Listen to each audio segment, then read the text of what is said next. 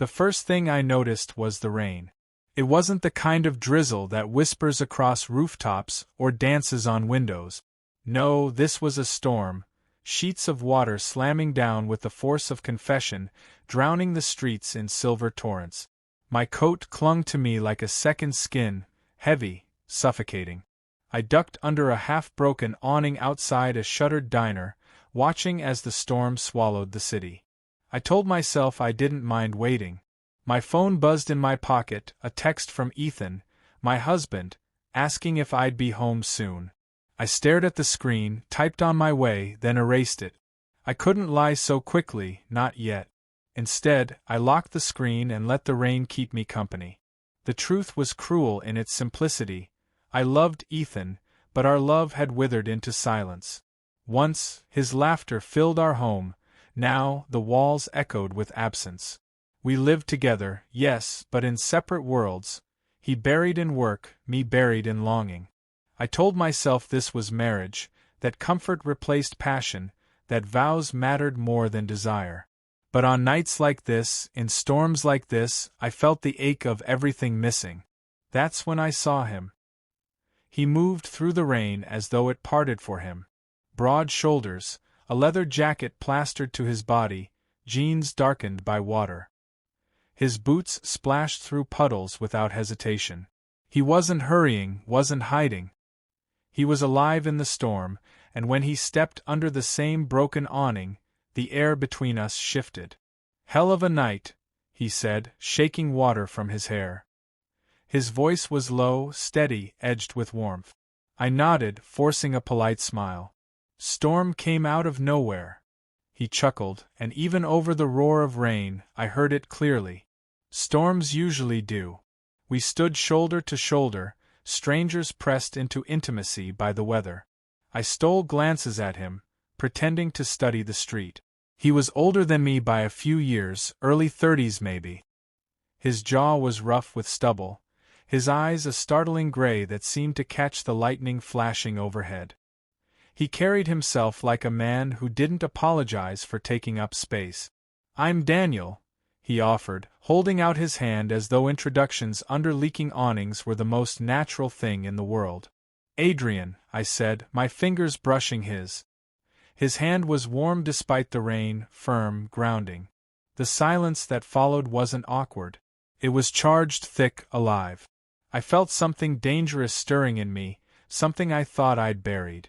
Daniel leaned against the wall, watching the downpour. "You waiting for someone?" I shook my head. "Just waiting it out." "Smart," he said.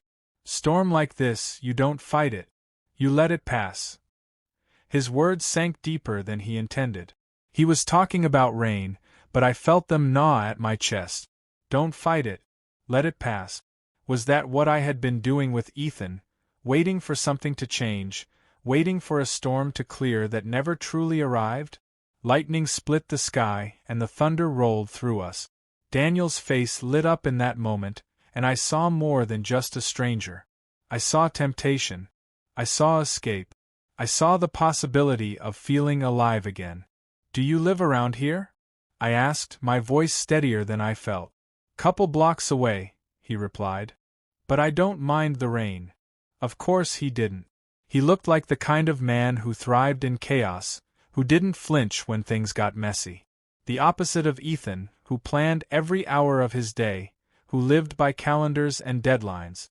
With Daniel, even standing here soaked and shivering, I felt a spark of heat I hadn't felt in years. "Married?" Daniel asked casually, though his gaze lingered on me in a way that made my throat tighten. "Yes," I said. The word felt heavy, like a confession. He nodded slowly. "Happy?" The boldness of the question knocked the air from me. No one had ever asked me that so directly. I wanted to lie, to say yes, of course, we're fine, but the storm outside seemed to demand honesty. "I don't know anymore," I admitted. Daniel didn't look away. He didn't flinch. He just studied me, as if I were a puzzle he wanted to solve. Sometimes the hardest storms to face are the ones inside your own house. The words stung because they were true. And yet, instead of recoiling, I felt myself leaning toward him, drawn into the warmth of his presence. For a moment neither of us spoke. The rain softened slightly, becoming less of a roar and more of a steady hum. It felt like the world had quieted just for us. Daniel finally broke the silence. "You don't look like the kind of man who should be standing out here alone." I laughed, though it sounded hollow even to me. "And what kind of man do I look like?" His eyes swept over me, deliberate and unashamed. "The kind who deserves to be seen." The words lingered, bold and unflinching, pressing against the walls I had built inside myself. No one had said anything like that to me in years. Ethan once did, but time had worn down his affection into routine. With Daniel, the compliment felt dangerous, illicit, intoxicating. A car splashed by, sending water across the sidewalk. I barely noticed. My entire focus was on the stranger beside me, the man who had walked out of the storm and unsettled everything I thought I knew. For the first time in a long time, I didn't want the rain to stop. The rain didn't let up, but neither of us seemed eager to leave. The storm outside had become a backdrop, a curtain closing us off from the rest of the world. Under that broken awning, it felt like there were only two men left alive, me and Daniel. He leaned closer, his shoulder brushing mine. It was nothing, barely contact, but it sent a jolt through me like electricity licking across wet skin. I told myself it was harmless, accidental. But Daniel didn't move away. Neither did I. "You're tense," he said quietly, almost like he was reading my body. I laughed, a weak attempt at denial. "Long day, that's all." His eyes lingered on me, steady and unblinking. "Or maybe it's a long year. Maybe longer." The accuracy of it unnerved me. I felt exposed, stripped bare in a way Ethan hadn't made me feel in years. Ethan had stopped asking questions, stopped looking closely. Daniel, a stranger, saw me in minutes. "You always talk like that to people you just met?" I asked, forcing my voice into something playful, though it came out tight.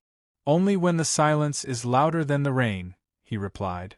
We both laughed softly at that, but the laughter didn't dissolve the tension. If anything, it sharpened it.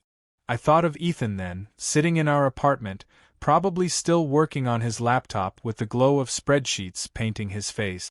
He trusted me. He believed in me. And yet, here I was, standing in the rain with a stranger, craving the attention he wasn't giving me. The guilt stung, but it was tangled with something else, desire, reckless and alive. Daniel's voice pulled me back. "So, Adrian, what do you want?" The question dropped between us like thunder. It wasn't about coffee or cabs or waiting out the weather. It was the kind of question that stripped away pretense. "I don't know," I admitted, the words tasting like betrayal even as they left my mouth. "Sure you do," he said, his gaze unwavering. "You're just not used to saying it out loud." I swallowed hard. He was right. I'd been quiet for too long, silencing the ache, burying it under duty and loyalty. But now, in the storm, with Daniel's presence wrapping around me like heat, the silence cracked. "I want to feel something again," I whispered, almost ashamed of the confession. Daniel's hand brushed against mine, deliberate this time. "Not an accident, not a mistake." My breath caught. "And what if you do?" he asked. "What then?" I stared at our hands, so close yet barely touching. My wedding band glinted under the neon light of the diner sign. It felt like both a shield and a chain. "I shouldn't," I said, though my voice betrayed me, weak and trembling. He leaned closer, so close I could feel the warmth of his breath over the chill of the rain. "Shouldn't doesn't stop storms. It doesn't stop hunger either." The words sank into me, heavy and undeniable. I tried to look away, to find safety in the downpour, but the storm only mirrored the chaos inside me, loud, consuming, relentless. "Ethan," I said suddenly, as though speaking his name might anchor me. "My husband." He. But the sentence died. I couldn't explain the emptiness Ethan left, the loneliness that clung to me like wet clothes. To speak it aloud would make it too real, too final. Daniel tilted his head. "Does he see you?" The question cut deeper than I expected. I closed my eyes, inhaling sharply. Not anymore. Daniel didn't gloat. He didn't smile in triumph. He simply stepped closer, the space between us collapsing until his presence was overwhelming. His voice dropped lower, softer. Then let me. For a heartbeat, I stood still, frozen between guilt and craving. My entire life balanced on that moment, the vows I made, the love I once held, the ache I carried, the temptation before me. I thought of Ethan's silence. I thought of Daniel's eyes. I thought of myself, alone in a marriage that had forgotten me. And then I didn't think at all. My hand slipped into his. It was a small gesture, innocent enough to be explained away, yet bold enough to cross the line. His fingers tightened around mine, grounding me in a way that felt terrifying and liberating all at once. The rain thundered on, but the world shrank to the space between us. My pulse raced, my breath shallow, every nerve lit up like fire. I was aware of every inch of him beside me, the curve of his jaw, the roughness of his stubble, the steady rise and fall of his chest. We didn't kiss. Not yet. But we didn't need to. The decision had already been made. Desire was no longer lurking in the shadows. It was out in the open, raw and unashamed. Daniel's thumb brushed over my hand, a simple movement that felt more intimate than anything I'd allowed myself in years. See, he murmured. The world didn't end. No, I thought, but something else had begun. Something I couldn't take back. The storm roared, but it felt quieter than the pounding in my chest. My body leaned toward him without permission, as if pulled by a gravity I could no longer resist. And in that moment, under the broken awning, soaked in rain and guilt, I realized the truth. I wasn't just standing with Daniel. I was standing at the edge of betrayal, one step away from surrender. The rain slowed, softening into a drizzle, but the tension between us only thickened. The storm outside might have been easing, but the one inside me was only beginning. The rain had thinned to a mist, but neither of us moved. My hand was still in Daniel's, and though I could have let go, I didn't. I held on. That choice, quiet and small, burned brighter than the neon sign above us. Daniel studied me, his gaze unrelenting. He wasn't smiling, wasn't triumphant. He simply looked at me as though he already knew where this night would lead. "Come on," he said softly, tugging my hand. I should have resisted. I should have shaken my head, made an excuse, stepped back into the safety of routine. But the thought of returning home to Ethan, of walking into silence and pretending everything was fine, felt unbearable. My feet betrayed me. I followed. We crossed the wet street, water splashing around our shoes, the night alive with the hush of a city swallowed by rain. Daniel led me into a small motel tucked between a laundromat and a liquor store. The buzzing neon vacancy sign cast the lobby in red, and my pulse matched its flicker. Inside, everything smelled faintly of mildew and old cigarette. The clerk barely looked up as Daniel slid cash across the counter. I stood behind him, trembling with a cocktail of dread and desire, every second screaming that this was wrong, every second dragging me deeper into it. The door clicked shut behind us, and the silence that followed was heavier than thunder. The room was dim, one lamp casting soft gold over a narrow bed. My reflection in the mirror startled me. I looked like a man caught between two lives. Daniel closed the distance. He didn't rush, didn't force. He stood in front of me, so close I could feel the warmth radiating off him. His hand reached up, fingers brushing along my jaw. My body reacted before my mind could catch up. I leaned into his touch, hungry for it, desperate for it. "You're shaking," he whispered. "Because I shouldn't be here," I confessed. "But you are," he countered, his thumb grazing my lips. "So stop pretending you don't want this." That was the moment the dam broke. The kiss came sudden, urgent, mouths colliding with a need that had been building since the first glance under that awning. His lips were firm, unyielding, yet filled with something I hadn't felt in years, intention. My heart pounded against my ribs as if trying to escape, but instead I let it race, let it burn. The kiss deepened, hands gripping, pulling, claiming. My guilt roared, reminding me of Ethan, of vows, of promises. But each time Daniel's lips pressed harder against mine, each time his touch dragged fire across my skin, the guilt blurred into static. I wasn't thinking anymore, I was feeling. For the first time in too long, I felt alive. He pushed me gently against the wall, the cool surface against my back contrasting with the heat of his body against mine. Every inch of contact was deliberate, bold. His stubble scraped my skin, his breath hot against my ear as he murmured, "Tell me you don't want this, and I'll stop." I couldn't. My silence was its own confession. The room seemed to dissolve around us, walls, furniture, time itself. All that remained was the gravity pulling us together, the storm we'd both stepped into willingly. His hands mapped my body, not with hesitation, but with certainty, as if he knew exactly where I'd been starving. I gave in. Completely. Every touch, every kiss, every stolen breath was an act of betrayal, yes, but also of resurrection. I remembered what it was to be desired, to be seen, to be consumed not out of duty, but out of want. Daniel didn't see me as a husband, as a man chained by expectation. He saw me as flesh and fire, and he refused to let me hide. At some point, the storm outside faded into silence, but inside that room, the storm only raged stronger. Later, we lay in the aftermath, the lamp still glowing faintly. My chest heaved, sweat cooling on my skin. Daniel was beside me, one arm draped lazily across his stomach, his eyes closed but his breathing steady. The reality of what I had done sank in slowly, like poison. I thought of Ethan again, his trust, his quiet faith in me. The ring on my finger felt heavier than ever, a chain around my hand. My body hummed with satisfaction, but my heart twisted with guilt. Daniel spoke into the silence, his voice low, calm. "You don't have to explain anything to me." I turned my head toward him.